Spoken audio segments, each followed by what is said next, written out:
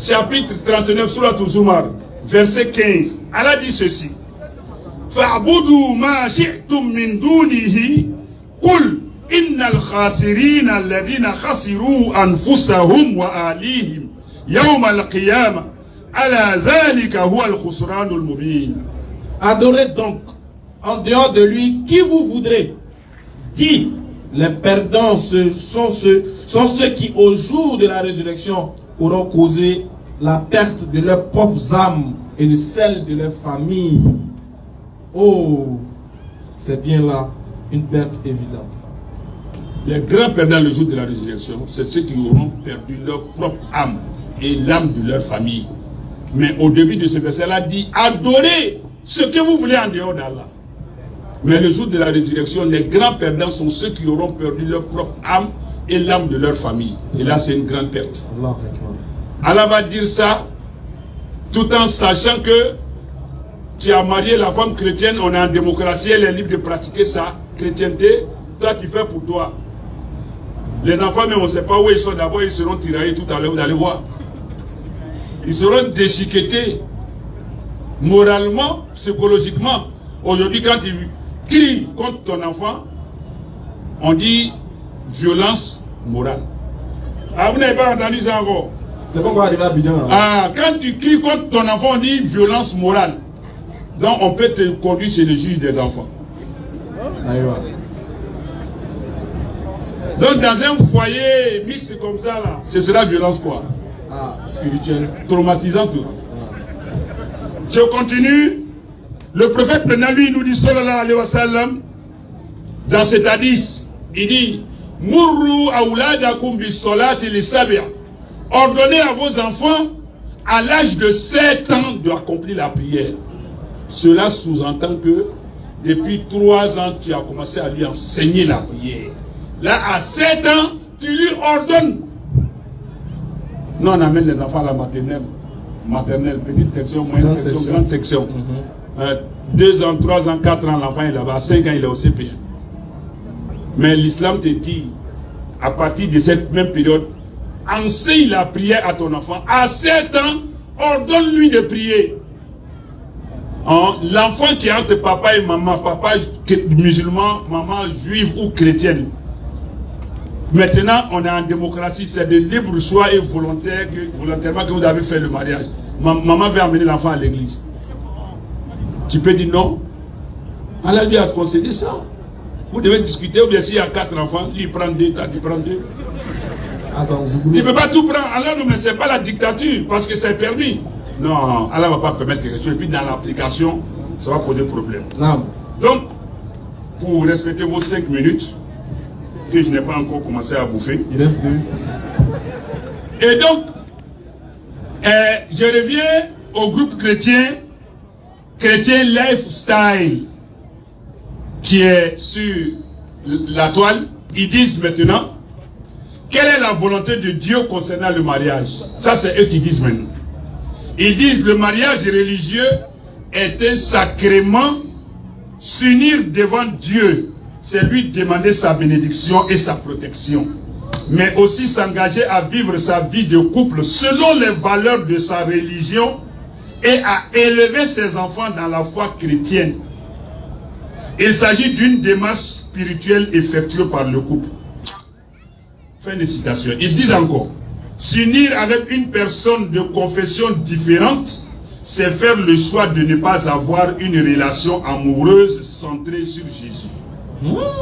Le socle de l'union n'est donc pas solide. Ce qui au départ semblait être une bénédiction peut au fil des années devenir une occasion de chute et vous éloigner du Seigneur. De plus, vous n'êtes pas sans savoir que cette différence sera source de conflit dans votre relation conjugale, mais aussi et surtout dans l'éducation de vos enfants. Votre conjoint ou conjointe sera-t-il ou tel d'accord sur le fait d'aller à l'église le dimanche, de prier et méditer, de baptiser vos enfants? Yes, il est très compliqué de s'unir avec quelqu'un avec qui on ne peut ni partager pleinement sa foi, ni grandir spirituellement, vous serez inévitablement en proie au compromis et parfois même au sacrifice. Maintenant, je suis allé sur la page du diocèse de Toulouse, leur page, la page catholique bien sûr, le diocèse de Toulouse, qui dit, concernant le mariage avec un chrétien non catholique, parce qu'ils sont catholiques. Donc, dans le chapitre là-bas, ils disent l'éducation des enfants.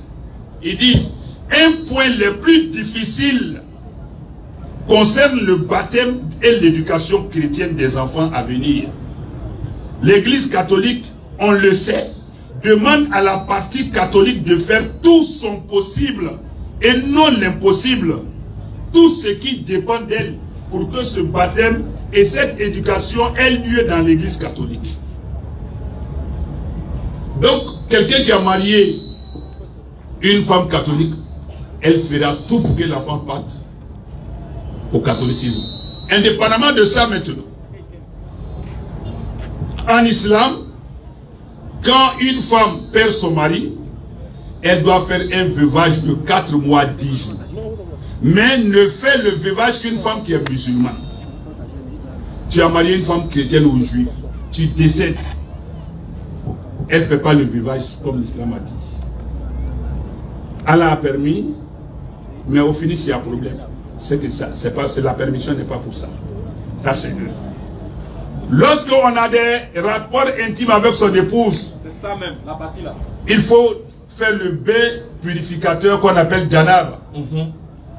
Mais une femme chrétienne, cela ne lui est même pas valable. Elle ne va même pas chercher à savoir, elle, son eau de baptême là, c'est où on va la plonger dans la rivière ou bien son prêtre ou pasteur. Mais toi, ton eau de janaba qui se lave dans la douche là, elle ne va pas faire. Maintenant, elle est impure. Or, en islam, quand une femme a ses menstrues, ou ses lochis, les lochis c'est quand elle accouche, il y a 2 niveaux de purification. Lorsque l'écoulement du sang cesse, elle est purifiée au premier temps. Quand elle se lave, elle est totalement purifiée. En islam, si la femme qui a eu ses menstrues, ou qui a eu, après un accouchement ou un avortement, qui a eu ses lochis qui cessent, tant qu'elle n'a pas lavé le bain, Allah dit de ne pas coucher avec elle. Tu as marié une femme chrétienne qui n'a pas même accès à ce bain. Tu fais comment? Imam, si tu as déjà fait un, et Dieu il fait l'autre, tu ne peux plus faire. Non. C'est Banger. On ne casse pas ça 2 fois. D'accord. Vous avez compris? Donc, Allah ne va pas permettre. Et puis, en plus, je vais m'arrêter ici après ça. Oui, c'est ça que je vais parler. Je vais m'arrêter sur ça. Tu prends 2 femmes. Une est musulmane. Comme mariage chrétien est permis, tu prends une qui n'est pas musulmane, qui est chrétienne. Ou bien tu as 3 femmes, 4 femmes. Une seule est chrétienne dedans. Les autres sont musulmanes. Quand tu décèdes, c'est les autres là qui font le veuvage. Chrétien ne fait pas veuvage, ça c'est un. De 2, quand tu décèdes, l'autre là n'a pas une aiguille dans ton héritage pour la différence de confession religieuse. Ah.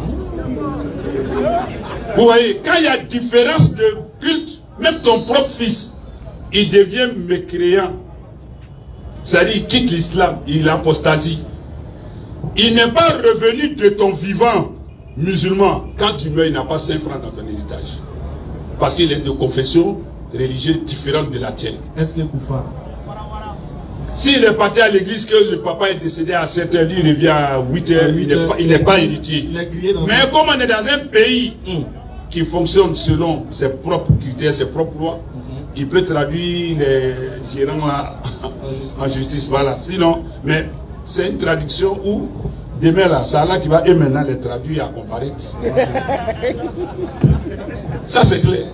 Donc, du coup, une femme qui meurt, un homme qui meurt laissant des épouses, s'il y a une qui est non musulmane selon la loi, la charia, celle qui n'est pas musulmane n'a pas droit à l'héritage. Et elle a passé 10 ans, 20 ans dans ton foyer. Et toi tu décèdes, les 3 autres femmes vont partager les biens au nom de l'islam. Elle, parce qu'elle n'est pas musulmane, elle n'a pas droit à l'héritage. Il y a injustice, mais il n'y en a pas. Il y en a. Alors, Allah dit dans le Coran, Allah n'est point injuste envers ses serviteurs. Ouais. Donc Allah a permis. Maintenant, on gère ça là comment? D'après vous-même, le Ramba là, on gère ça comment? Ricoucher ça là, on fait comment? Question. Donc, ce n'est pas permis. Ce n'est pas permis, ce n'est pas permis. C'est clair. Sinon, il y a risque d'injustice qu'on va coller à l'islam. Donc, nous, on veut que chacun sache où il est, où il va, qu'est-ce qui lui revient. Donc, que les chrétiens comprennent que ceux qui leur disent que le musulman peut marier chrétienne, oui, c'est littéralement écrit. Mais, dans la réalité, les mêmes vont te dire, le mieux, faut la laisser. Il faut prendre musulman, là, il n'y a pas de problème. Allah va dire quelque chose, là, tu vois problème d'emploi, là. Donc, ce n'est pas réaliste. Donc, nous, on parle pour aider les femmes chrétiennes à ne pas se laisser prendre dans les tentacules où on va les dévorer, où elles vont perdre leur vie et puis ne plus avoir de recours. De la même manière, pour ne pas que les musulmans qui vont s'aventurer sur ce terrain viennent exposer l'islam à la vindicte des gens pour dire que c'est une religion anarchiste et anarchique. Une religion d'injustice, alors que c'est eux qui sont injustes. C'est comme la polygamie, qui n'est jamais mauvaise, mais il y a des mauvais polygames, des mauvais pratiquants. C'est tout.